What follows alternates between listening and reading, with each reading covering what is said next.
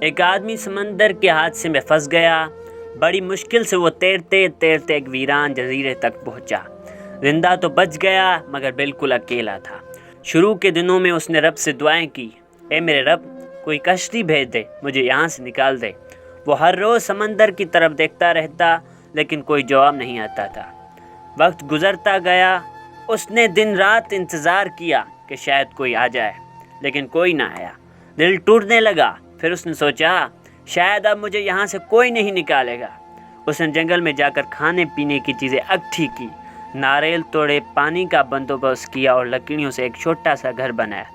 اس کے دل میں یہ یقین بیٹھ گیا کہ اب شاید یہی اس کی آخری زندگی ہے۔ ایک دن وہ کھانا کھانے کے لیے جنگل گیا۔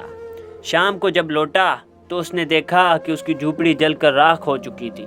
وہ ٹوٹ گیا، رونے لگا اور رب سے شکوہ کرنے لگا، اے میرے رب، میں نے تجھ سے مدد مانگی، تو نے میری فریاد نہ سنی، اب میرا یہ گھر بھی جلا دیا، آخر کیوں؟ اور وہ روتے روتے تھک گیا اور اسی دکھ میں سو گیا۔ اگلی صبح سورج نکلا تو اس نے حیرت انگیز منظر دیکھا۔ سمندر کے کنارے ایک بڑا جہاز کھڑا تھا۔ اس میں سے کچھ آدمی اترے اور کہا، ہم کل رات دور سے گزر رہے تھے، اچانک ہمیں یہاں بڑی آگ دکھائی دی، ہم نے سمجھا کہ ضرور کوئی مصیبت میں ہے، اس لیے ہم مدد کے لیے آئے ہیں۔ یہ سن کر اس کی آنکھوں سے آنسو بہنے لگے۔